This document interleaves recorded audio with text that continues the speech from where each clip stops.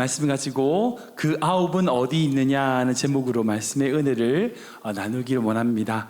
사랑하는 여러분, 잘 지내셨죠? 오랜만에 성도님들과 함께 이렇게 예배 드리니까 제가 얼마나 감사한지 모르겠습니다. 제가 이제 어제 토요 새벽에도 말씀을 나눴지만 2달이라고 하는 시간을 확 지나면서 그 연구월과 그 안식월을 지나면서 제가 느낀 거, 제일 큰 거, 야, 진짜 클베나라는 게 제일 좋은 교회다. 우리 교회 성도들이 정말 귀한 분들이다 하는 생각을 하시게 되었습니다. 제가 연구월에서 그리고 안식월에서 수많은 교회를 이렇게 7개 교회를 다녀서 이제 말씀을 나눴는데요.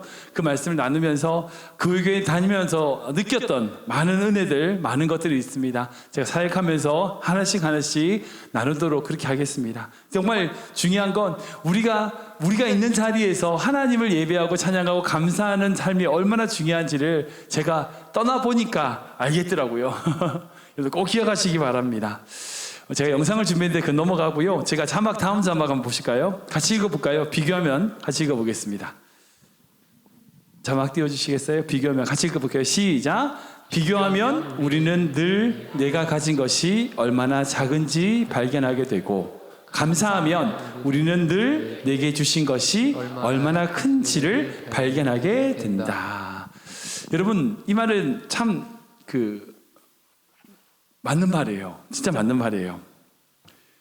비교하면, 남들과 계속 비교하면요, 내가 얼마나 많은 걸, 적게 가졌는지, 내가 얼마나 작은지를 발견하게 돼요.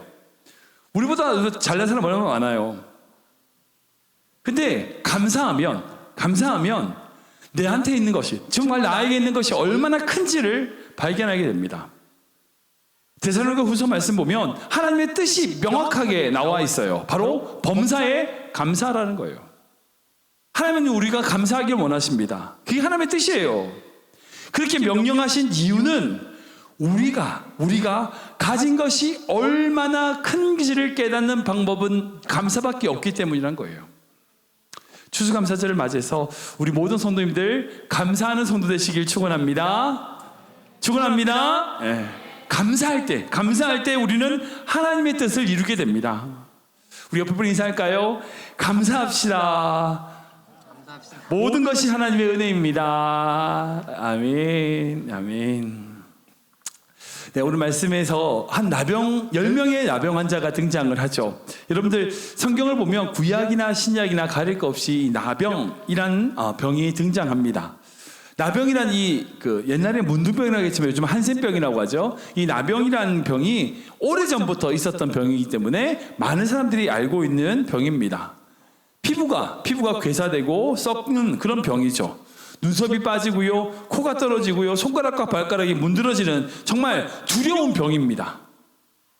그래서 성경에는 수많은 나병 환자들이 등장을 하고 그 나병 환자들은 사회로부터 격리되어 있어요. 오늘 본문인 누가복음 11장을 보면 그 나병 환자들이 어떻게 됐어요? 마을 밖에 들어와 살지 못하고 마을 밖에 있는 것을 보게 됩니다. 그때 예수님이 그 길을 지나가시는 것을 보아서 그 10명의 환자들이 예수님께 구해달라, 불쌍히 여겨달라 외치는 그런 장면을 우리는 볼 수 있어요. 이 말씀을 보면 이 나병 환자가 그렇게 병을 치유하는 과정 속에 있어서 예수님이 그에게 뭐라고 얘기해요? 뭐라고 말씀하세요? 제사장에게 가서 보이라 라고 말씀하세요. 왜냐하면 당시에 그 나병을 완치해 판결하는 사람이 제사장밖에 없었기 때문입니다. 제사장만이 그 일을 할 수 있기 때문이었어요. 근데 그 중에 한 명만이 돌아와서 치유됐는데 그 중에 한 명만이 돌아와서 예수님께 감사를 표현하는 내용을 볼 수 있습니다. 그때 예수님이 뭐라고 말씀하세요? 나머지 9은 어디 있느냐? 이게 바로 방금 읽었던 말씀의 대충의 줄거리입니다. 근데 여기서 주목해야 될 게 뭐냐면 그 10명 모두가 고침을 받았지만 그럼에도 불구하고 단 한 명만 돌아와 그 사마리아 사람만 예수님께 나와서 감사하는 모습을 보게 돼요. 그리고 그 감사를 통하여 예수님께서 뭐라고 말씀하시냐? 내 믿음이 너를 구원했다. 여기서 헬라어로 세속행이라고 하는 구원의 차원을 말씀하시는 부분이라는 거예요. 사랑하는 여러분, 그 나병 환자 10명은 모두 다 병고침을 받았어요. 그 모든 10명은요 다 믿음이 있었어요. 근데 분명히 믿음이 있었지만 그들이 가진 믿음은 어떤 믿음이었습니까? 그저 하나 예수님께서 자신의 병을 치유하실 거라고 하는 믿음이었어요. 근데 거기서 뛰어넘어 이 한 명, 나병 자 중에 이 사마리아 사람 이 한 명은 예수님께 감사하는 믿음을 가지는 것을 보게 됩니다. 이 말씀을 통해서 이 추수감사절에 우리가 가져야 될 성숙된 믿음이 무엇인지를, 그리고 그 믿음을 소유하기 위하여 우리가 어떻게 행해야 될지를 한번 고민해 보기를 원합니다.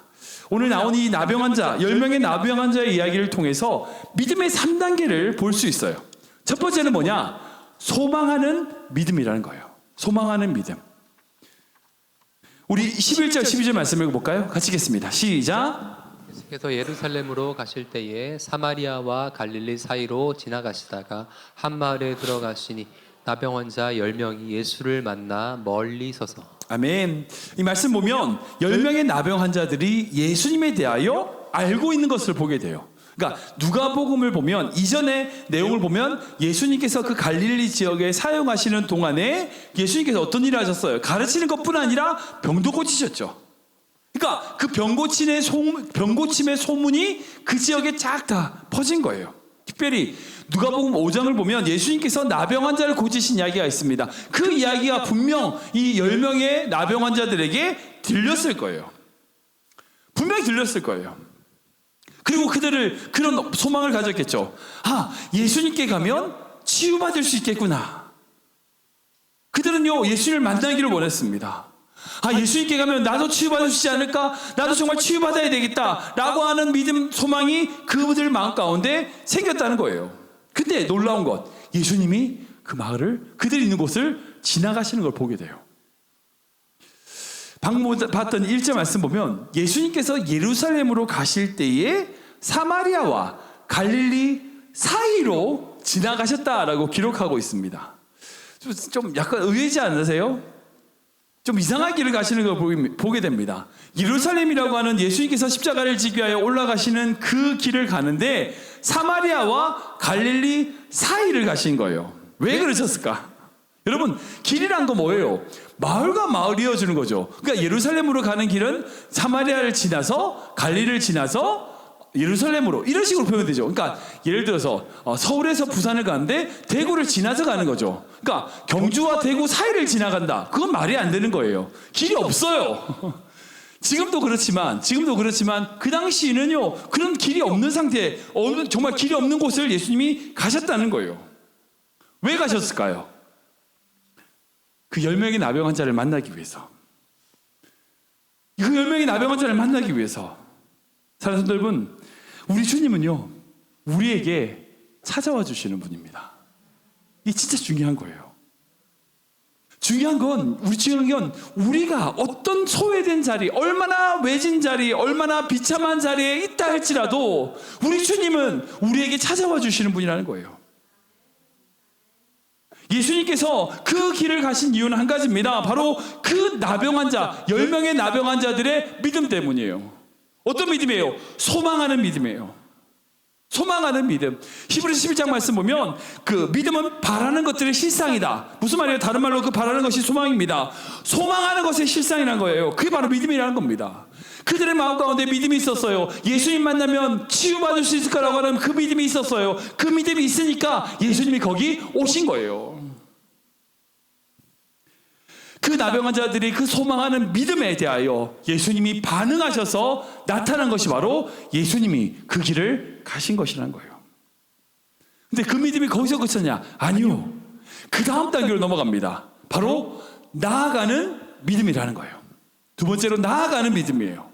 앞으로 나아가는 믿음. 우리 13절 14절 말씀 같이 볼까요? 시작. 소리를 높여 이르되 예수 선생님이여 우리를 불쌍히 여기소서 하거늘 보시고 이르시되 가서 제사장들에게 너희 몸을 보이라 하셨더니 그들이 가다가 깨끗함을 받은지라. 아멘. 오늘 본 말씀 보면 예수님께서 그 한적한 길을 가고 있을 때에 그 나병 환자들이 그저 소망하고 아무것도 하지 않은 것이 아니라 행동을 취하죠.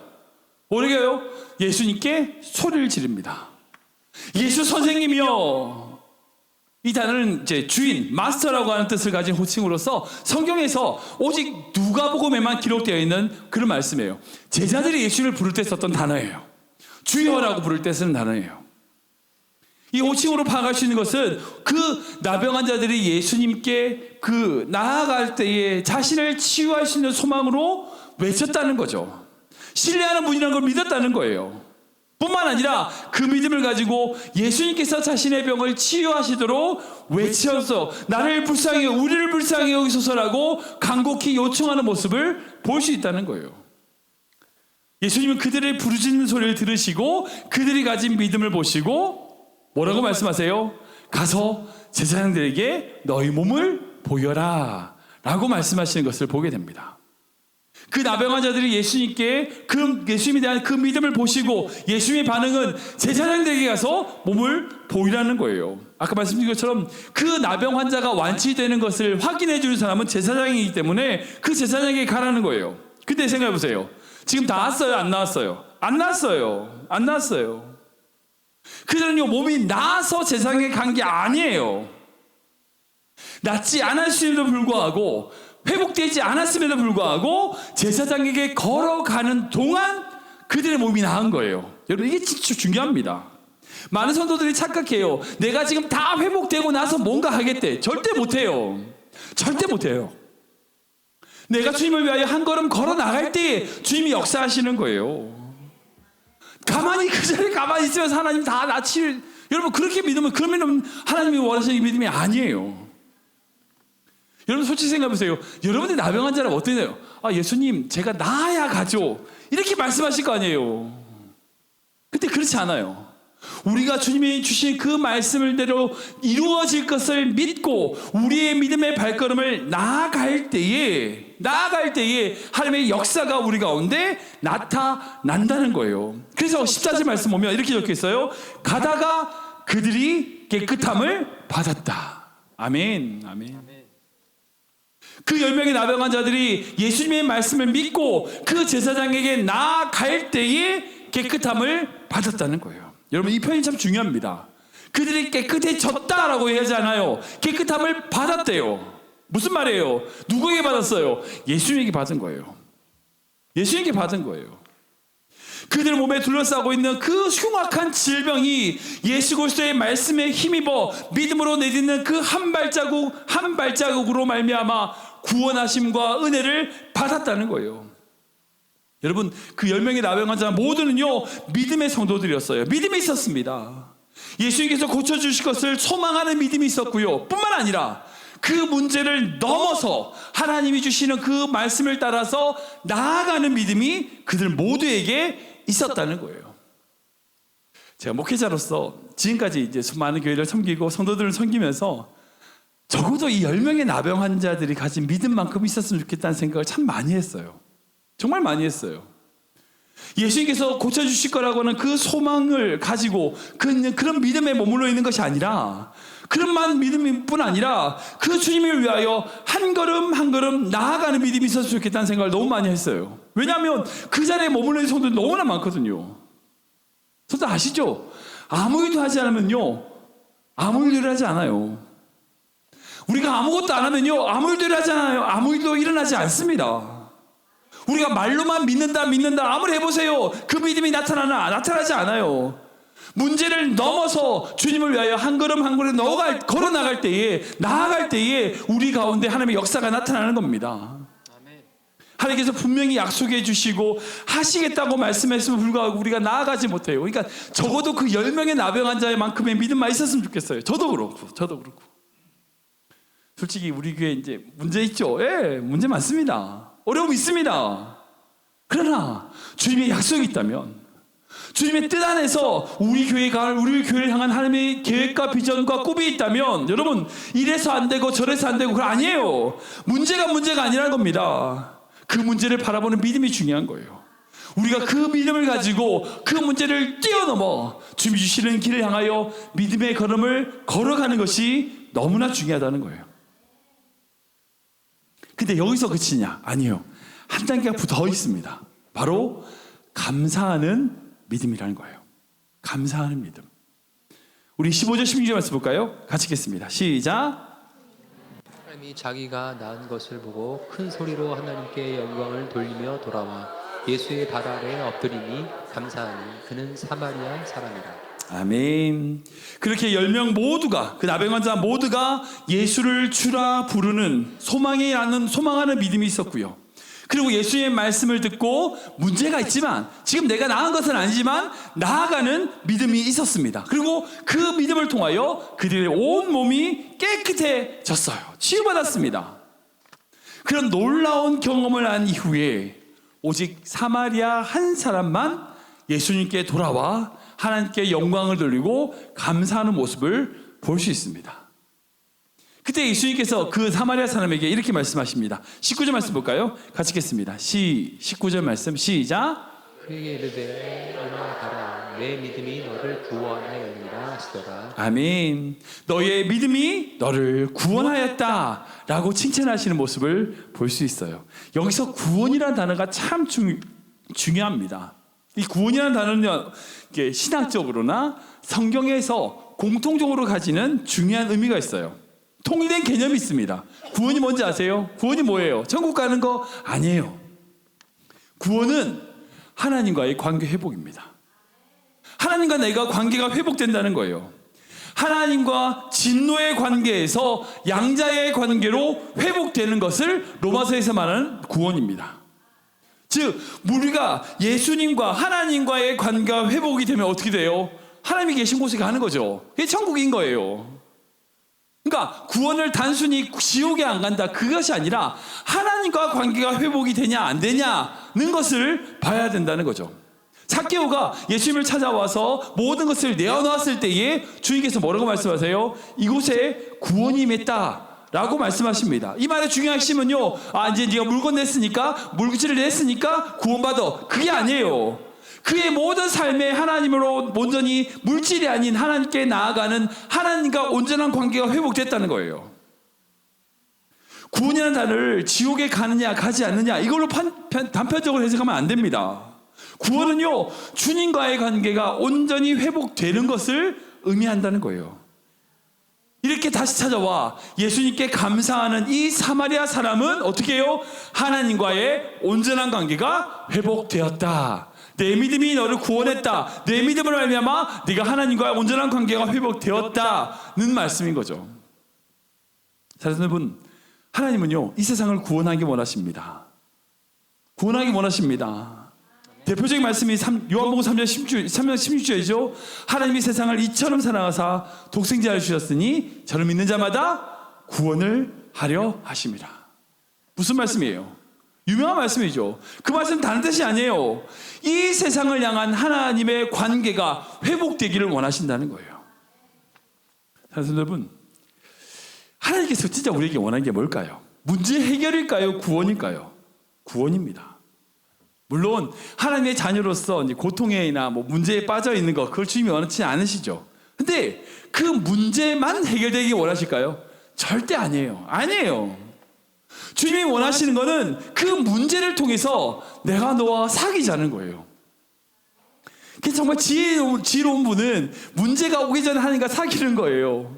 하나님은 때로는요, 우리와 하나님과 사귐을 위하여 우리에게 문제를 주실 때도 있어요.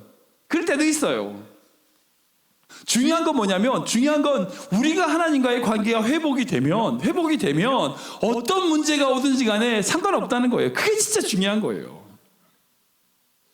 우리가 하나님과의 사귐이 정말 중요하고 그 관계 회복이 중요하다는 거죠. 우리는 그래서 주님의 마음을 알아야 됩니다. 진심을 알아야 돼요. 혹시 문제 앞에 계신 분들이 계십니까?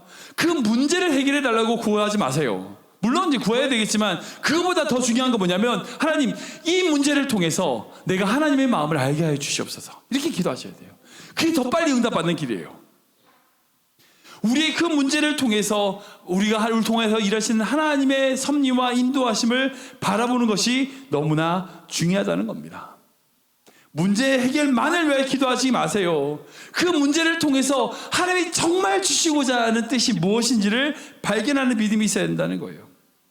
저는 우리 모든 성도님들이 정말 그렇게 하나님이 주시는 그 어떤 환경과 상황일지라도 하나님과의 관계가 온전히 회복되는 귀한 믿음의 성도 되시길 축원합니다. 근데 우리가 그런 환경을 뛰어넘어 하나님과의 관계를 회복할 수 있는 그 방법이 뭐냐? 바로 감사하는 믿음이에요. 감사하는 믿음. 소망하는 믿음을 넘어 나아가는 믿음을 지나 하나님이 행하시고 부어주신 놀라운 은혜를 감사하는 믿음이 되어야 된다는 거예요. 말씀을 정리하겠습니다. 믿음은요, 성장하는 단계가 있는 것 같습니다. 솔직히 이제 제가 말씀드렸던 첫 번째가 소망하는 믿음, 나아가는 믿음, 감사하는 믿음, 이렇게 세 단계가 있지만 이게 뭐 마치 두부 자르듯이 딱딱 잘라가지고 누구는 1단계, 누구는 2단계 이렇게 나눌 수는 없어요. 구분할 수는 없습니다. 근데 우리가 하나님 안에서 성장해야 된다라고 하는 관점에서 이 세 가지를 잘 구분할 수 있는 우리 마음, 우리 상태를 진단하는 것은 중요해 보입니다. 주님께서 우리의 모든 문제를 해결해 줄 수 있는지를 믿는, 그 단순하게 믿는, 소망하는 그런 믿음의 수준인 건지, 내가 아니면 그 문제를 주님 앞에 올려드리고 그 문제와 상관없이 주님 앞에 나아가는 믿음인지, 아니면 더 나아가 온전한 주님과의 온전한 사귐, 그런 구원의 관계를 통하여 감사하는 믿음으로 나아가고 있는지 우리 스스로 살펴봐야 된다는 거예요. 적어도 이 예배 자리에 나오신 분들은 두 번째 단계까지는 된 것 같아요. 왜냐하면 예수님을 믿으니까 오신 거죠. 그죠? 믿었지만 안 나올 사람도 있어요. 나오셨잖아요. 그러니까 두 번째 단계까지는 됐어요. 그러면 어떻게 해야 될까요? 여기서 한 단계 더 가셔야 돼요. 바로 감사하는 믿음입니다. 추수감사절에 우리가 이것을 명심해야 됩니다.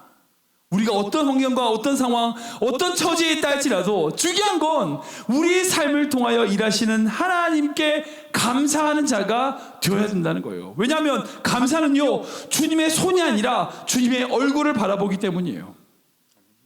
믿음이 아무리 좋아도요, 감사하지 않으면요, 주님이 원하시는 그 온전한 구원을 이루는 자, 하나님의 온전한 관계가 회복되는 자를 이룰 수 없습니다. 주님과의 온전한 관계가 회복되기 위하여는 반드시 감사가 필요한 거예요. 그래서 예수님은 이렇게 얘기하시잖아요. 17절 말씀 볼까요? 같이 읽겠습니다. 시작. 예수께서 대답하여 이르시되 10사람이 다 깨끗함을 받지 아니하였느냐? 그 9은 어디 있느냐? 그 9은 어디 있느냐? 그 9은 어디 있느냐? 여러분, 이 질문이 무슨 뜻일까요? 이 질문은요, 바로 예수님께서 그 사마리아 나병 환자뿐 아니라 나머지 그 9명의 나병 환자들도 그 나병 환자, 사마리아 나병 환자처럼 감사하는 믿음으로 나오길 원하신다는 뜻이에요. 그리고 그렇게 감사하는 자를 찾으신다는 의미입니다. 솔직히 지금 주변에 예수님 믿는다고 말하는 사람이 얼마나 많아요. 말로만. 말로만 예수님 믿는다고 하는 사람 얼마나 많아요. 정치인들 중에서 막 종교란에 크리스찬 이런 써놓고 무슨 뭐 이상한 무당 같은 사람 만나는 거, 그런 뉴스 얼마 전에 나왔던데. 여러분, 말로 크리스찬이죠. 말로는 예수님 믿는다 하죠. 근데 말일 뿐이잖아요. 정말 그 말이 행동과 삶으로 나타나는가? 아니에요. 근데 행동과 삶으로 나타난다 치더라도 그 속에서 그저 내가 필요한 것, 내가 원하는 것만을 위한 그런 믿음인가? 아니면 감사하는 믿음으로 성숙되는 건가? 여러분, 사람들 여러분, 주님의 은혜로 우리는 모두 이 자리에 있습니다. 우리가 가져야 될 믿음의 자세는요, 모든 것이 주님의 은혜라는 거예요. 그렇다면 우리가 어떤 환경과 상황일지라도 믿음으로 주님께 감사하는 믿음으로 나아가야 된다는 거예요. 우리 모든 삶을 인도하시는 하나님의 그 손을 바라보며, 그 얼굴을 바라보며 우리의 삶을 통해서 일하시는 하나님의 뜻을 이루며 나아가는 우리 귀한 성도 되시길 주님의 이름으로 축원합니다.